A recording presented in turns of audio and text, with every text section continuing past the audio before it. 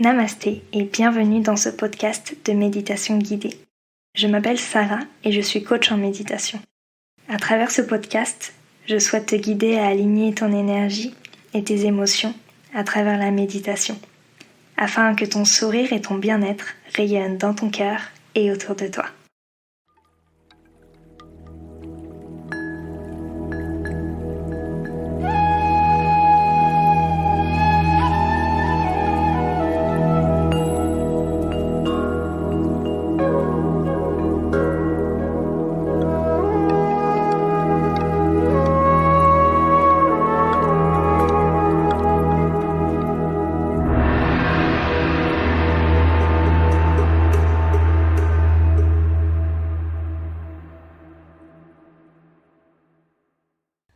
Bonjour, aujourd'hui je retrouve Marilyn, professeure de méditation et praticienne de massage thaï.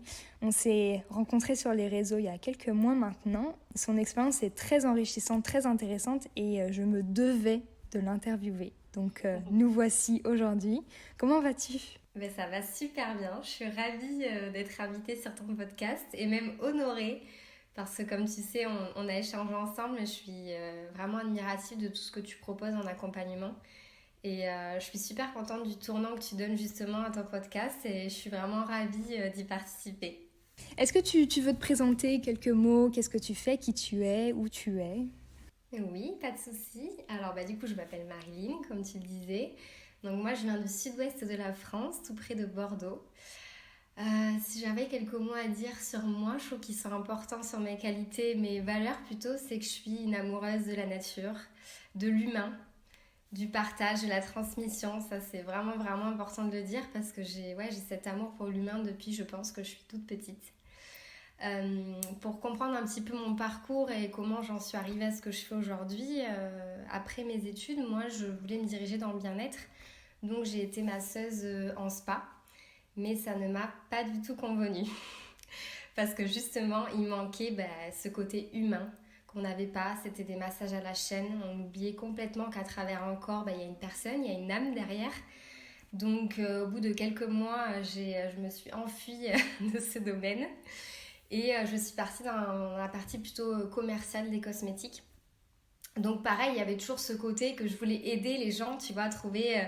là, on passait sur des problématiques de peau, mais je voulais vraiment aider les gens. Et puis pareil, au fur et à mesure, après plusieurs postes à responsabilité, je me suis un peu essoufflée. Je me suis dit, mais à quoi bon ? J'ai vraiment pas l'impression de faire quelque chose qui ait du sens. J'avais vraiment besoin de trouver un métier comme ça. Et du coup, je suis complètement partie de la branche. J'ai fait un petit boulot en attendant. Je me suis dit pour vraiment réfléchir à ce que je voulais faire. Ça a été l'année la plus compliquée de ma vie. Peut-être qu'on en reparlera après parce que la méditation a joué un rôle. Et au final, au bout de 2 ans et demi, je suis partie à Londres pendant quelques semaines parce que, comme je disais, j'ai une période très très compliquée et j'avais besoin de refaire de l'espace dans ma tête, dans mon corps, dans ma vie, savoir où est-ce que je voulais aller. Et puis là, l'alopécie est arrivée. Alors pareil, je pense que c'est important d'en parler dans ma présentation parce que même si ça ne me définit pas, ça fait aujourd'hui totalement partie de moi. Donc pour les personnes qui nous écoutent et qui ne savent pas ce que c'est, l'alopécie c'est une maladie auto-immune qui fait en fait tomber toute la pilosité corporelle et les cheveux. Donc aujourd'hui, depuis un peu moins d'1 an, je suis totalement chauve. Ça a été une sacrée étape dans ma vie. À presque 30 ans, on change totalement d'apparence. Mais au final, avec du recul, j'aime bien dire que c'est un cadeau mal emballé. Parce que ça m'a permis de comprendre que j'avais trop tiré sur la corde, trop tiré sur mon corps, sur mon mental, que je ne m'étais pas assez écoutée. Et tout simplement de me remettre sur le droit chemin. Et aujourd'hui, j'y suis au fur et à mesure et je suis vraiment ravie comme quoi on sort toujours plus fort de ces étapes de vie qui sont parfois très compliquées. Sur le moment, on se dit pourquoi moi, pourquoi ça m'arrive ? J'ai même des frissons quand j'en parle parce que ça rappelle beaucoup de souvenirs, on se demande ce qui se passe et puis c'est après en fait qu'on comprend. Et donc aujourd'hui, comme je le disais, je suis sur mon chemin puisque j'ai décidé d'ouvrir mon activité depuis début décembre et j'ai l'immense joie et honneur d'accompagner les femmes vers plus de sérénité justement en alliant l'art du toucher et la pleine conscience. Et pour moi, c'est 2 choses qui vont totalement ensemble, qui m'ont aidée et je suis sûre qui vont aider d'autres personnes et qui aident actuellement mes clientes. Donc j'utilise plusieurs outils, comme tu disais, le massage thaï, le massage fascio-crânien qui est une création. Et bientôt des cours de méditation et de relaxation guidée qui vont arriver avec le site internet. Voilà ce que je fais aujourd'hui. Ton parcours est impressionnant. Continuer sur son chemin, peu importe ce qui nous arrive. Le voyage aussi, je pense que aide beaucoup dans l'introspection et la recherche de soi. Super intéressant et je te rejoins aussi beaucoup sur tout ça. Et il y a quelques mois, j'ai entendu cette phrase et pour moi, elle fait écho. Après, ça reste très personnel, mais je me posais encore des questions sur le décès de mon papa et je lis une phrase qui dit que tout ce qui nous arrive dans notre vie, les cadeaux mal emballés, les situations, les expériences douloureuses, sont là pour nous apprendre quelque chose sur nous. Mais surtout, l'univers nous envoie ces obstacles parce qu'on est assez fort, assez forte pour les relever. Et ça va nous apprendre tellement sur nous qu'au final, ce sont des cadeaux mal emballés, comme tu l'as très bien dit. Et l'univers nous envoie tout ça parce qu'on est assez fort, assez forte pour surmonter et grandir en fait de tout ce qui peut se passer. Donc voilà. Moi, en tout cas, ça m'avait fait écho quand j'avais lu cette phrase. Je me suis dit, mais grave en fait, ok, je comprends. Exactement. Ouais, c'est une certaine renaissance finalement après. Et on dit souvent aussi qu'il n'y a pas d'évolution sans souffrance. Et c'est un peu ce qu'on vit aujourd'hui actuellement avec le Covid. Pour y passer rapidement, ça a beaucoup de souffrance, beaucoup de tension. Mais au final, est-ce que c'est pas pour nous amener à évoluer, tu vois ? Et je pense que c'est un peu tout dans la vie comme ça. Les événements difficiles qui vont arriver, ça va nous permettre de passer à une étape supérieure.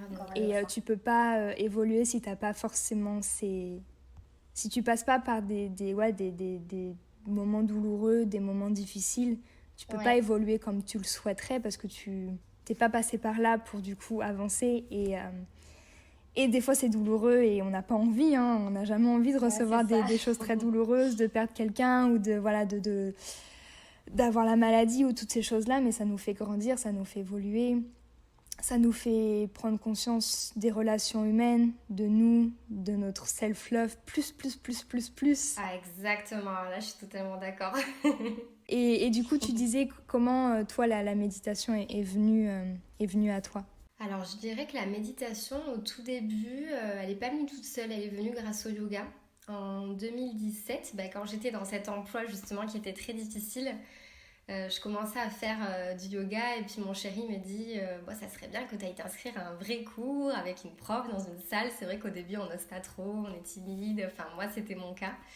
Et au final j'ai adoré l'expérience et je pense que c'est là, aussi loin que je me souvienne, ça doit être là la première fois que j'ai médité en fait, puisque la prof nous amène au début à nous recentrer sur les sensations, la respiration.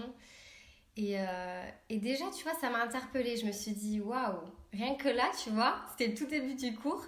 Je me suis dit, il se passe quelque chose, tu vois. Je reconnecte. J'ai vraiment senti ça. Je reconnecte avec moi-même, alors qu'on a tendance plutôt à être ouvert sur l'extérieur, tout le temps, ce qui se passe autour.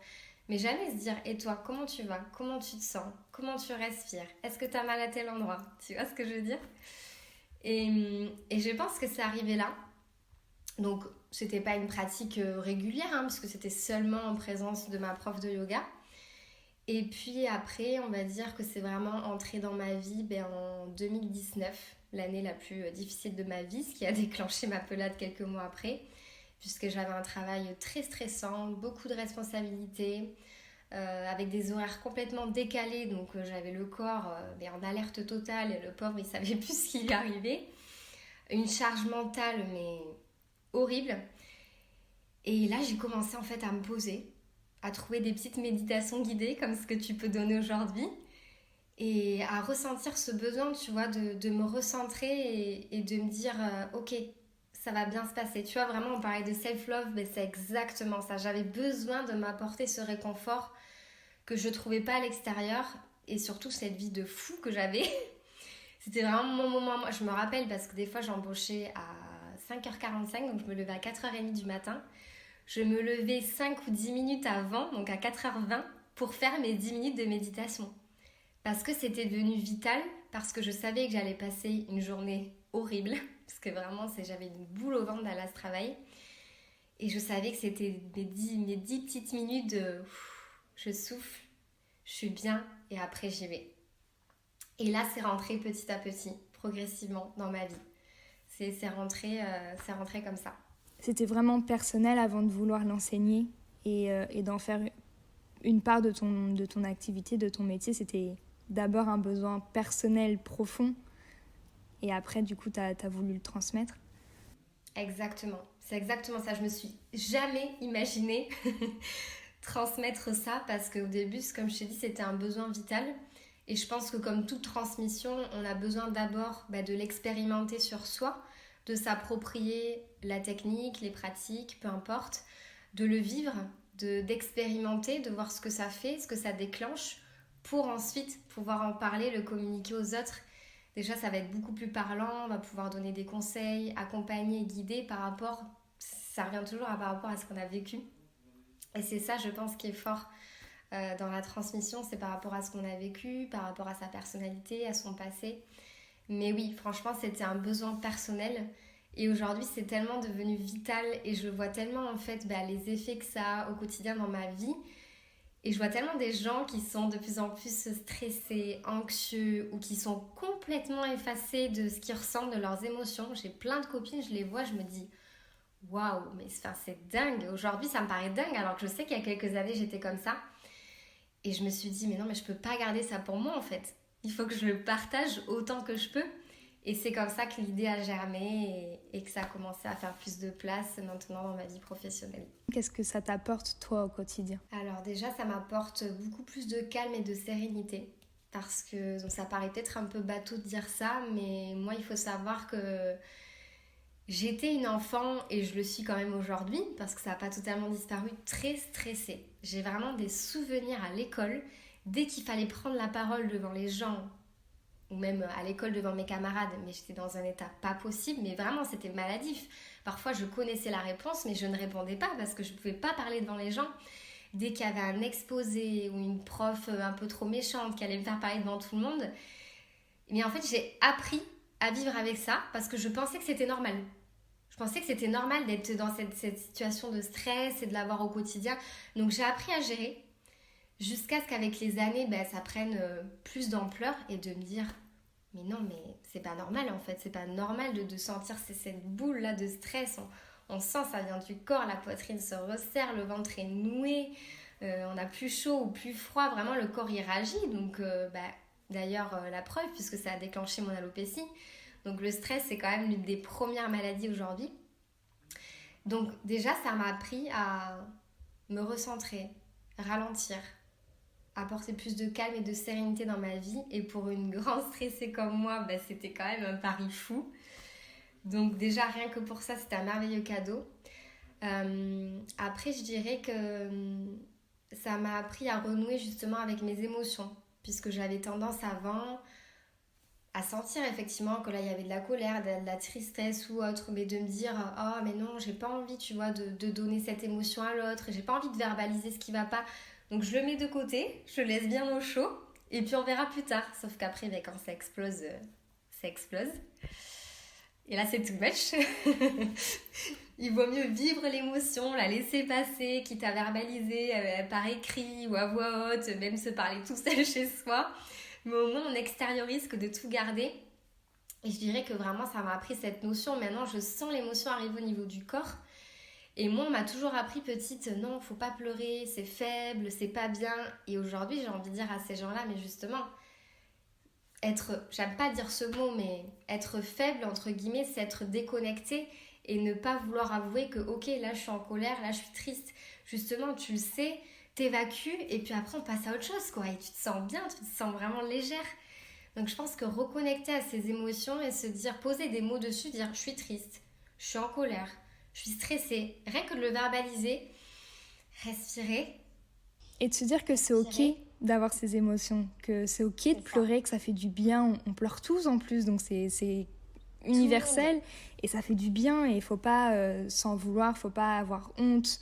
Faut pas culpabiliser de ressentir des émotions et c'est ok d'avoir de la colère, c'est ok d'avoir de la tristesse, c'est ok de ressentir tout ça, mais les exprimer, les verbaliser et pas garder, tu disais quand tu sens le stress par exemple monter dans ton corps, dans ton cœur et tu sens que ça se contracte, quand tu sens aussi que tu as envie de pleurer mais que tu gardes dans la gorge et que tu gardes en toi, c'est pas bon non plus, au contraire. Crie, verbalise, fais quelque chose, mais extériorise. Extériorise autant que possible. Et justement, la méditation, ça te permet de mettre le mot sur l'émotion, de la sentir arriver, et après de pouvoir la vivre, la verbaliser, la sortir. Mais quand t'es coupé, que tu veux pas, tu dis non, moi je suis jamais en colère, je suis jamais triste, je suis jamais... en fait, tu te leurres, quoi. Et c'est ton corps qui emmagasine au fur et à mesure, et 1, et 2, et 3, et 4 émotions, contrariétés. Et après, ça amène des choses graves. Donc ouais, je dirais que la deuxième chose, c'est vraiment cette reconnexion à ce qui se passe, ce que je ressens. Et puis, la troisième chose que ça m'a apporté, qui est aussi primordiale, en tout cas pour moi, c'est de prendre du recul sur les événements et les choses que je ne peux pas contrôler. Le lâcher-prise, le fameux, qui paraît des fois inatteignable, et en fait, si, vraiment, avec la pratique régulière. Et c'est là, j'en parlais dans ma présentation, que ça jouait un rôle primordial pour l'acceptation de mon alopécie. Puisque clairement, une fois que l'alopécie, elle s'est déclenchée, ok, ça vient de moi, mais après, j'ai plus de contrôle. Ça a été le stress intense, la fatigue intense, qui a déclenché ça. Mais après, qu'est-ce que je pouvais y faire ? Il n'y a pas de traitement, il y a des traitements, mais il n'y a pas de traitement vraiment efficace à 100%. Donc, je me suis dit dans ma tête dès le début, le meilleur remède, en fait, c'est l'acceptation. Et qu'est-ce que je fais pour accepter ? Je me recentre sur moi, sur mes émotions. Je travaille sur mon estime de soi, sur ma confiance en moi, sur l'amour que j'éprouve pour moi, de me dire, ok, mais t'es pas que des cheveux, t'es pas que des cils, que des sourcils, t'es une âme, en fait. Tu vois, tu ressens, t'es une personne, et ça, il faut que tu continues à la chérir parce que tu l'auras toute ta vie et qu'elle a besoin de toi. Tu vas me faire pleurer, arrête. Oui, c'est vraiment fort parce que c'est vraiment ça que j'ai ressenti, et la méditation a vraiment joué ce rôle-là. Et quand j'étais sur mon tapis, que je m'apprêtais à... Parce que je médite souvent sur mon tapis de yoga, que je m'apprêtais à méditer et puis à faire ma séance, quand je perdais mes cheveux et que j'étais totalement anéantie, c'était le seul endroit où je me sentais bien. Parce que je me reconnectais à mon âme profonde et pas juste à l'enveloppe corporelle. Tu vois ce que je veux dire ? Et ça m'apportait beaucoup de réconfort. Et une fois l'alopécie, l'acceptation passée, je me suis rendu compte que c'était pour plein de choses dans la vie. Avant, où je serais partie dans une colère intense pour quelque chose qui arrive, qui se passe pas comme j'avais prévu, parce que vraiment je pouvais être colérique. Ça se ressent pas du tout maintenant. Ouais, je dis à mon chéri des fois, c'est pas grave, écoute, est-ce qu'on peut contrôler, est-ce qu'on peut faire quelque chose ? Il me dit non. Je dis alors tant pis, ça va passer, on va trouver un plan B, on va trouver une solution. Mais avant, mais jamais j'aurais réagi comme ça. Et c'est là que je me dis, mais en fait, il y a une part de magie, oui et non, mais c'est la pratique en fait qui permet d'avoir ce recul en fait sur les événements. Et ça, c'est waouh. Ça change la vie, cette prise de recul, et aussi la pratique, ça aide, et vraiment le mindset qui change, nos approches par rapport à nos émotions, notre approche par rapport à notre corps, par rapport à nos relations, par rapport à ce qui se passe. Et ouais, ce que tu dis, ça fait vachement écho. C'est totalement ça. Et quand tu vois un petit peu les réactions que tu aurais eues avant, tu te dis waouh, j'ai vachement évolué quand même. Hein. Je vais continuer la méditation. Ça, ouais. C'est pas mal. C'est pas mal cette pratique. Totalement. Et petite question qui me vient quand tu étais dans ta phase d'acceptation du coup de ce qui se passait dans ton corps, de ce qui se passait dans ton esprit. Est-ce que la méditation a pu t'aider aussi à faire un travail de pardon ? Tu me dis que le stress généré, il venait de toi, donc au final, oui, tout à fait. On se responsabilise aussi vachement sur ce qui nous arrive, mais est-ce que la méditation a pu t'aider en fait à te pardonner, à pardonner à ce qui a pu se passer aussi dans tes jobs précédents, dans tes expériences passées, pour du coup avancer et travailler sur l'acceptation ? Exactement.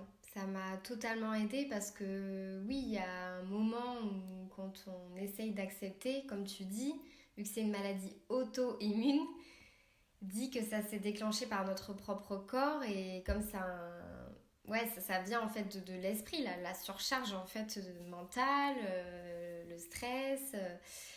Et on pourrait tendance à être un peu en colère, c'est vrai. Au début, on se dit, mais voilà, tu t'es pas écouté. Et puis même, les proches, c'est pas méchant, les pauvres, ils font pas exprès, mais souvent leur réflexe, c'est de dire, bah tu vois, t'aurais dû t'arrêter avant, on te l'avait dit. Mais oui, mais enfin, ce qui est fait est fait. Donc de toute façon, on peut pas revenir en arrière. Donc ça, encore une fois, ça m'a aidé sur l'acceptation, de dire, ok, j'aurais pu contrôler avant, mais là, maintenant, c'est trop tard. Maintenant, c'est fait. Et effectivement, oui, ça m'a appris à me redonner de l'amour et à me dire vraiment, enfin, d'ailleurs, je donne souvent cette technique à des femmes qui veulent s'accepter et qui sont chauves tout comme moi. Je leur dis, regardez-vous dans le miroir le matin et parlez-vous, vraiment. Et moi, c'est ce que j'ai fait pendant, je sais plus, pendant 3 semaines, je crois. Je me regardais dans le miroir. Alors là, attention, j'ai jamais dit ça à personne, mais on y va.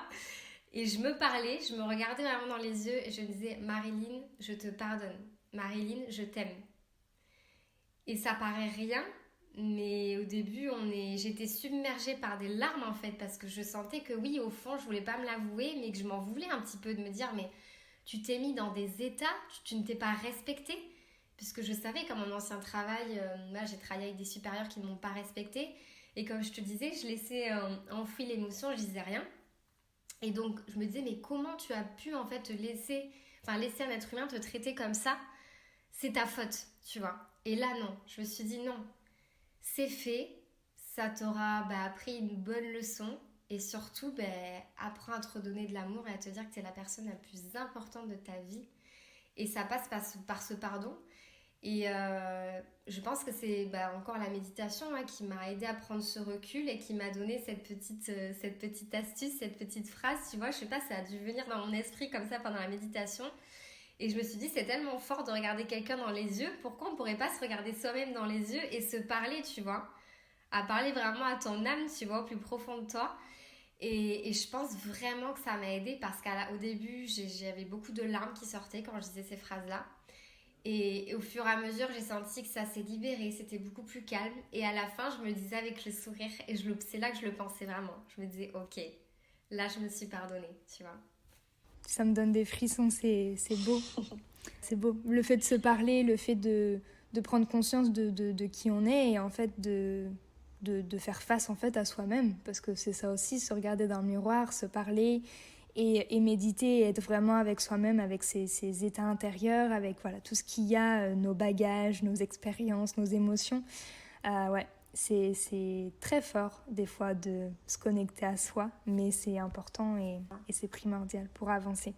Actuellement, tu proposes de la pleine conscience, de l'art du toucher. Ouais.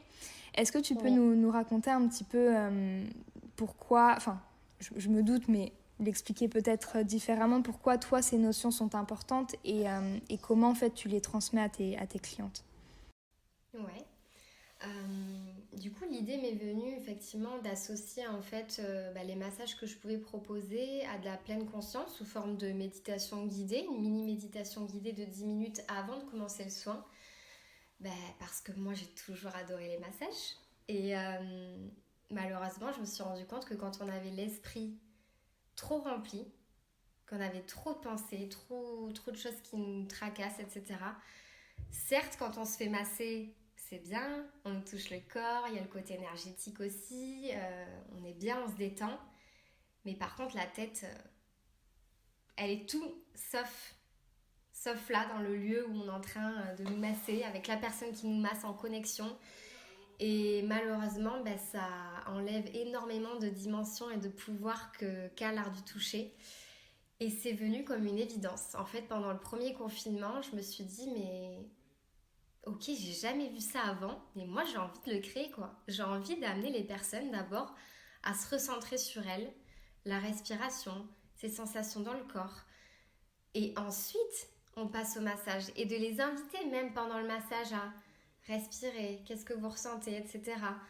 Pour vraiment les amener en fait à vivre pleinement ce moment et à se reconnecter à leur corps. Et je me suis dit, mais si on fait ça, mais le pouvoir du massage va être décuplé, c'est obligé. Et du coup, je l'ai fait un peu intuitivement. C'est vrai que déjà, je me suis formée au massage thaï. Je pense que ça m'a beaucoup aidé justement à mettre ça en place, puisque le massage thaï, ça vient vraiment de la culture bouddhiste. Donc, c'est très relié au yoga, à l'énergétique, aux émotions. J'ai vécu une merveilleuse formation en massage thaï qui m'a beaucoup appris humainement et personnellement. En plus de la technique du massage, c'était très très fort. Et moi-même, j'ai vraiment appris ce que c'était l'art du toucher, comment aborder la personne sans la brusquer.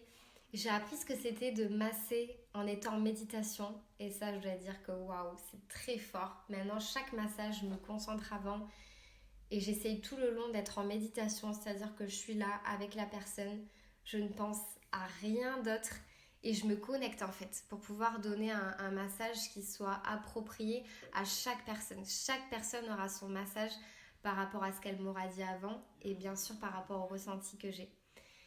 Et c'est venu naturellement parce que pendant cette formation, notre instructeur nous faisait méditer en fait plusieurs fois dans la journée. Et j'ai trouvé ça très fort en fait de se recentrer et ensuite d'apprendre les techniques. Et c'est venu instinctivement. Dès que je suis rentrée de cette formation et que j'ai commencé à m'entraîner, parce que c'est quand même une technique qui demande de beaucoup d'entraînement parce qu'il y a beaucoup d'enchaînements et c'est assez difficile au début. Mais dès le début, en fait, j'ai inclus la méditation parce que pour moi, dans ma tête, ça allait vraiment ensemble. J'y pensais déjà depuis le premier confinement et là, j'y étais. Et je dois dire que les retours sont assez dingues parce que souvent, je masse des personnes qui ne sont pas du tout familières à la méditation et à la relaxation. Et en fait, elles le ressentent. C'est ça qui est dingue. C'est qu'elles n'ont pas l'habitude de méditer. Et à la fin, alors elle me parle du massage, mais elle me dit « Waouh, la relaxation juste avant, c'était dingue parce que rien que là, j'ai senti que je pouvais me calmer, m'apaiser toute seule. » Déjà, je dis bravo parce que y en a plein qui sont pas conscientes en fait de ce pouvoir qu'elles ont sur elles-mêmes. Et en plus, elles ressentent 2 fois plus le massage avec beaucoup plus d'intensité. Certaines me disent qu'elles étaient même en méditation parce qu'avec la musique, elles me disent j'ai entendu vraiment la musique du début jusqu'à la fin. J'étais dans mes sensations. Certaines me disent j'ai fait des exercices de respiration. D'autres ont vu des images, mais elles sont là, elles sont ancrées. Et moi, quand on me dit ça, c'est le plus beau cadeau. J'adore. J'ai hâte de venir vers Bordeaux, faire une séance avec toi. Non, ça a l'air extraordinaire. Les massages thaï, en plus, quand j'ai vécu 3 mois en Thaïlande et à chaque fois, j'y allais tous les ans avant le virus. Et tous les jours, je me faisais masser parce que ça te permet vraiment, comme tu dis, de connecter ton esprit à ton corps, de prendre conscience des mots que tu as et que tu as tendance à garder en toi aussi. Et ouais, c'est vraiment ce côté souplesse aussi du corps. Et quand ton corps n'est pas souple, ton esprit n'est pas souple également. Et donc, du coup, ça permet vraiment de faire le lien entre les deux. Et donc j'aime beaucoup ta technique et ton approche. Et dès que je vais en France, ça c'est sûr, je signe direct. Tu seras la bienvenue. Et j'aime beaucoup ce que tu dis, la souplesse du corps va avec la souplesse de l'esprit. Et c'est exactement ce que je perçois quand je masse mes clientes. C'est le corps parle. C'est assez dingue. Le corps parle et après je leur fais un débrief de ce que j'ai ressenti au niveau de leur corps et de ce que ça m'induit en fait par rapport à leur personnalité. Et souvent elles sont bouche bée, elles me disent mais comment vous pouvez savoir ça, on se connaît pas. Je dis mais parce que le corps parle et c'est là qu'elles comprennent en fait l'intime lien qu'il y a entre le corps et l'esprit et comme quoi il faut autant prendre soin de l'un et de l'autre pour avoir un parfait équilibre. C'est ça, notre corps est notre vaisseau de notre âme, de notre esprit, donc il faut en prendre soin. C'est ça. Non, c'est génial, j'aime beaucoup le fait de lier les sens parce que du coup, tu as la musique, tu as l'état méditatif, mais tu as le toucher aussi, donc c'est vraiment se connecter à ses sens, à ce côté spirituel et physique. C'est vraiment du coup les deux, donc c'est super intéressant. Et toi, par rapport à ton expérience de méditation, est-ce que tu as eu une expérience ou ta première expérience, peu importe, qui t'a vraiment marqué, une expérience en général ou une retraite ou ta première expérience en méditation? J'aime bien poser cette question. Alors moi, comme je te disais, ma toute première expérience, c'était pendant mon fameux cours de yoga, mais du coup, voilà, forcément, je me suis rendu compte qu'il y avait quelque chose de puissant, mais c'est peut-être pas celle qui m'a marquée profondément, tu vois, ça arrivait crescendo dans ma vie. Mais je dirais que l'expérience en rapport avec la méditation qui m'a vraiment marquée, c'est ce que j'ai vécu pour le premier de l'an, là, cette année, pour le passage de l'année 2020 à 2021. Je suis partie en retraite silence et méditation pendant 3 jours, avec Silence Expérience, pour ceux peut-être qui connaissent. Et waouh, c'était formidable, vraiment formidable. Comme vous avez pu le comprendre, moi, ça a été une année compliquée puisque c'est là où j'ai perdu mes cheveux, mais en même temps une année vraiment de renaissance. Et j'avais envie de faire un truc un peu dingue pour moi et qui sort de l'ordinaire pour ce premier de l'an et avoir vraiment un passage qui compte. Donc je me suis engagée dans cette retraite sans trop savoir où j'allais mettre les pieds. Et ça a été une expérience assez dingue puisque donc ça dure 3 jours et pendant 48 heures, on ne parle pas. Mais en même temps, il y a quelque chose de fort qui se dégage avec le groupe. C'est assez dingue comment avec d'autres sens, un regard, un sourire, on se dit beaucoup de choses. Et en même temps, il y a énormément d'introspection, le fait d'être dans le silence, et donc beaucoup de méditation, puisque c'était vraiment un séjour complet qui était ponctué d'ateliers en fait différents. Donc on était plongé dans le silence, mais il y avait quand même beaucoup de choses qui se passaient. Et notamment, on a eu différents intervenants. Alors, je ne sais pas si tu connais Jonathan Lehman. Bien sûr. J'ai bonheur. Ouais. Donc, il était présent. Moi, ça fait vraiment un moment que je le suis. J'ai lu ses livres et j'aime beaucoup en fait sa façon de véhiculer la méditation. Pareil. Qui allie vraiment la tradition avec la science, tu vois. Je trouve que les deux ensemble, c'est assez formidable. Il décomplexe vraiment cette méthode. Et du coup, il nous a fait des conférences, des talks. On en avait 2 par jour. Wow. Où il nous parlait de la neuroplasticité, de la gratitude. On a parlé de choses vraiment très intéressantes qui m'ont vraiment ouvert l'esprit. Et puis bien sûr, nous avons pratiqué la méditation. Certains n'étaient pas du tout familiers en plus avec la pratique de la méditation, donc ça demandait beaucoup de courage pour eux. D'autres, oui. Du coup, il a essayé vraiment de faire un cours qui s'adaptait à tout le monde. Et au fur et à mesure, on y a été crescendo et il nous a vraiment appris à méditer seul. Alors, c'est vrai que j'arrivais à méditer seule, mais tu vois, peut-être 10, 15 minutes, pas plus. Et là, vraiment, j'ai senti, tu vois, une étape supérieure, puisqu'à la fin, on est presque arrivé à 30 minutes de pratique, pas du tout guidée. Et je dirais que c'était ma meilleure expérience de méditation. Du coup, il a fallu du temps, mais ça a été celle-là parce que, d'une, je me suis sentie complètement à ma place, je me suis sentie bien. J'étais dans un cadre qui faisait que justement j'avais beaucoup moins de pensées. Alors au début, oui, ne me fait pas parler, toutes les pensées arrivent dans la tête et s'enchaînent. Mais au fur et à mesure, une fois qu'on s'est fait la météo, il s'est passé ci, il s'est passé ça et qu'on n'a plus rien à dire, c'est là où ça se calme et c'est assez magique. Et là, on rentre dans une méditation qui est vraiment profonde. En tout cas, c'est ce que j'ai ressenti vraiment. Un apaisement qui est assez dingue et on a pratiqué notamment la méditation Vipassana. J'allais te demander justement quel type de méditation. Ouais. Et voilà, Jonathan, c'est ce qu'il propose puisque lui, il a fait beaucoup de retraites Vipassana. Et c'est vrai que lorsque je pratiquais avant, il y avait des endroits, parce qu'on fait du coup un scan corporel qui est assez long dans la technique Vipassana. Et il y a des endroits dans mon corps que je n'arrivais pas vraiment à ressentir. Je me disais, bon, c'est pas grave, c'est comme ça. Et là, vraiment, le fait d'avoir coupé un petit peu les autres sens, de m'être mis dans ma bulle, j'ai vraiment ressenti des choses fortes que je n'avais pas ressenties avant. Et même des fois, il y a des larmes en fait qui sont arrivées, mais ce n'était pas de la tristesse. C'était vraiment une joie intense de me dire, waouh, je sens la connexion qui est très très forte avec moi-même.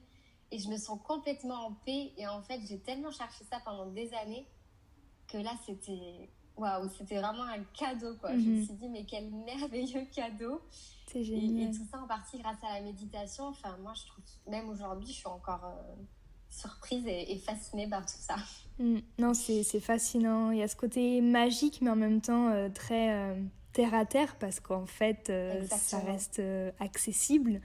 Mais il y a ce côté très magique. Ce côté, voilà, pas grain de folie, mais cette petite étincelle, je dirais, de magie. Ouais, tu sens que ça vibre, qu'il se passe un truc, quoi. Comme tu dis, en fait, c'est... Souvent, les gens s'en font toute une montagne de la méditation, mais en fait, c'est tellement simple. Juste arrêtez de vous poser des questions et lancez-vous, quoi. La méditation, c'est se faire du bien. Donc, en quoi on doit se poser des questions? Juste, faut y aller, faut pratiquer. Et puis, ça vient, en fait, au fur et à mesure. Et après, il y a des choses magiques qui se passent. Je pense que l'important, c'est d'être guidé, en fait, tu vois. Comme toi, ce que tu proposes actuellement, je pense que c'est trouver la personne qui nous parle et qui fait des méditations qui nous rendent ça beaucoup plus facile. Et en fait, juste se lancer. Tout seul, ça peut être compliqué. Mais avec un coach, c'est juste merveilleux, quoi. Faut pas hésiter, en fait. Totalement. Commencer comme ça et après s'écouter et faire sa pratique soi-même, avoir une petite boîte à outils de méditation et voilà, commencer avec quelqu'un, avec des méditations guidées. Moi, ça m'arrive encore de faire des méditations guidées. Je trouve que, j'en parlais dans une autre interview, je trouve que c'est super intéressant pour l'introspection parce que ça nous permet d'aller beaucoup plus loin. Parce que quand on est tout seul, on peut se mettre des limites inconsciemment et pas forcément aller piocher profondément. La méditation guidée, ça nous permet aussi d'aller plus loin. Donc non, c'est super intéressant. Quel conseil aurais-tu pour les personnes qui nous écoutent ? Ça rejoint un peu ce que je disais avant. C'est vraiment si vous ressentez le besoin en fait, de vous accorder ce moment de self-love, de coupure avec votre quotidien, que vous sentez que vous n'arrivez pas à bien vivre vos émotions, vous n'arrivez pas à prendre du recul sur les événements, vous avez besoin de cette reconnexion profonde, ne vous laissez pas dire, parce que souvent j'entends ça, oh, je vais pas y arriver, c'est trop dur, j'arrive pas à ne plus penser. C'est tellement bateau, mais on l'entend tellement souvent. Et j'ai même massé une copine où je lui ai dit voilà, 10 minutes avant, on va faire une méditation guidée. Elle m'a dit, oh, je stresse. Je lui ai dit, mais surtout pas, mais pourquoi ? Elle me dit, parce que j'ai peur de pas y arriver. Et ça, c'est la phrase, je suis sûre, tous ceux qui nous écoutent, que vous l'avez déjà dite. Et même nous, je pense que la première pensée quand on s'est dit on va méditer, c'est mais mince, comment je fais pour plus avoir de pensée ? Et puis si je le fais mal Voilà, j'avoue que ça, je me le suis dit. Par contre, en revanche, je me suis jamais dit je vais pas y arriver. J'ai pris des méditations guidées et je me suis dit attends, déjà de voir ce que c'est, peut-être que c'est pas ce que tu penses. Et effectivement, c'est pas ça. C'est se dire ah ouais, hop, je suis sortie de ma méditation, je suis en train de penser à telle chose ou telle chose, hop, je reviens à mon ancre, ma respiration, mon corps, etc. Après, je fais des visualisations. Donc, si j'avais un conseil à donner, c'est de ne pas se donner de limites. Et si on sent profondément que cette pratique, elle va vibrer avec nous, de toute façon, si ça nous attire, c'est qu'il y a quelque chose à faire. Il ne faut pas se poser 1000 questions, il faut y aller. Dans tout, de toute façon, dans la vie, je marche beaucoup à l'intuition maintenant. Il faut y aller. Et surtout, se faire accompagner, c'est ce que je disais avant. Donc, ça peut être avec des méditations guidées enregistrées, podcasts, applications, vidéos YouTube. Et puis, essayez aussi de faire des choses en live. Et ça, je l'ai vraiment vu avec tes méditations, tes cours de méditation. Du coup, j'ai fait ton challenge qui était super. On avait les lives et puis aussi j'ai fait une classe avec toi. Et vraiment, même à travers un écran, on se dit wow, ça change pas grand-chose. Mais si, vraiment, on sent l'énergie du groupe et c'est incroyable. Vraiment. Et on se sent moins seul aussi. Pardon ? On se sent moins seul aussi parce que quand on médite, on se dit mince, je suis toute seule, dans mon entourage, personne le fait. Et quand tu vois qu'il y a des groupes, qu'il y a des classes et qu'en fait on n'est pas tout seul, c'est très rassurant, je trouve aussi, de faire des choses en live, de faire partie d'une communauté. Donc ça fait du bien. Exactement. Je suis totalement d'accord et tu mets le point sur quelque chose qui est très important, c'est que si autour de nous il n'y a personne qui s'intéresse à ça, comme tu le dis si bien, on peut passer un petit peu pour un illuminé, alors que quand on s'intéresse vraiment à ce que ça fait sur le cerveau, la méditation, il n'y a rien de plus scientifique que ça. C'est vraiment une hygiène mentale en fait. C'est comme vous faites du sport, vous mangez bien, voilà, pour prendre soin de votre enveloppe corporelle. Et la méditation, c'est pareil en fait pour l'esprit. C'est une gymnastique de l'attention et ce qui permet, ce que vous disiez tout à l'heure, de mieux vivre ses émotions, de prendre du recul. Et c'est vrai que du coup, l'énergie de groupe, quand on fait ce genre de choses, là, je l'ai vécu du coup grâce à toi, ce que tu proposes. Je l'ai vécu pendant mes formations de massage thaï où on méditait en groupe. Je l'ai vécu à ma retraite silencieuse du Nouvel An et vraiment, mais ça change tout, quoi. Il y a une dimension énergétique, même si au début on n'arrive pas trop à percevoir ça, on sent quand même qu'il y a une énergie forte et waouh, c'est un cadeau que vous allez vous faire. Donc voilà, faut foncer, se faire accompagner, faire des méditations guidées et franchement vous allez voir, vous allez vous offrir une pratique qui vraiment, enfin je pèse mes mots, qui change la vie, vraiment. Totalement, je ne peux pas être plus d'accord avec toi, enfin voilà, moi je suis entièrement d'accord avec toi et je le dis souvent et je le répète et je pense que je ne le répéterai jamais assez, être flexible avec soi-même, c'est une des parts les plus importantes dans notre pratique. Être flexible et pas s'en vouloir si un jour on médite 2 minutes de moins, c'est pas grave, c'est pas grave. Tant que vous vous donnez le temps en premier lieu et que vous vous donnez le temps, c'est le principal. Et voilà, être flexible avec soi-même, pas s'en vouloir. Allez-y avec vos ressentis du moment et apprenez, voilà, test and learn. C'est exactement ça, comme tu dis, c'est de ne pas s'en vouloir, de s'écouter. Et surtout, s'il y a un jour où on va peut-être avoir 100 pensées dans une méditation de 5 minutes, et c'est pas grave, c'est justement ça. Souvent, on se dit, oh là là, j'ai raté ma méditation parce que j'ai fait que penser à plein de trucs. Oui, mais est-ce que tu es revenu à ta respiration? Imaginons c'est ton encre. Bah oui, plein de fois je suis revenue. Et ben voilà, c'est limite dans ces séances-là qui sont les plus difficiles, où tu muscles d'autant plus ton attention. Et puis après, les prochaines fois, tu vas faire des progrès, mais vraiment de fou en fait, où tu vas être vraiment en totale harmonie en fait avec toi, avec tes sensations. Donc ouais, vraiment, il faut pas s'en vouloir, juste faut faire, faut vivre. La vie, c'est que ça, c'est plein d'expériences. Des fois, il faut arrêter de se flageller ou de se poser 1000 questions. Juste, mais vivez quoi. Vivez des expériences. Pour moi, il n'y a que ça de vrai dans la vie. Je ne pourrais pas mieux finir ce podcast, cette interview. Vivez, voilà. Gardez ça en mémoire, écrivez-le sur votre miroir, regardez-le tous les jours. Vivez votre vie à fond. Vivez votre expérience humaine à fond. Et ouais, les expériences, il n'y a que ça de vrai. Et j'aime beaucoup.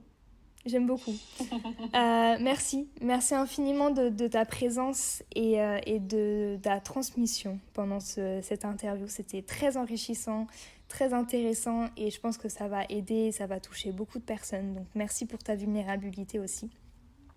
Je suis très, très touchée, très honorée, très heureuse d'avoir partagé ce moment avec toi, même à des milliers de kilomètres. Ouais, c'est ça qui est fou. C'est incroyable, mais je sais que quand on sera en France au même moment, en même temps, on pourra se voir et ce sera une très belle rencontre. Donc merci pour ça.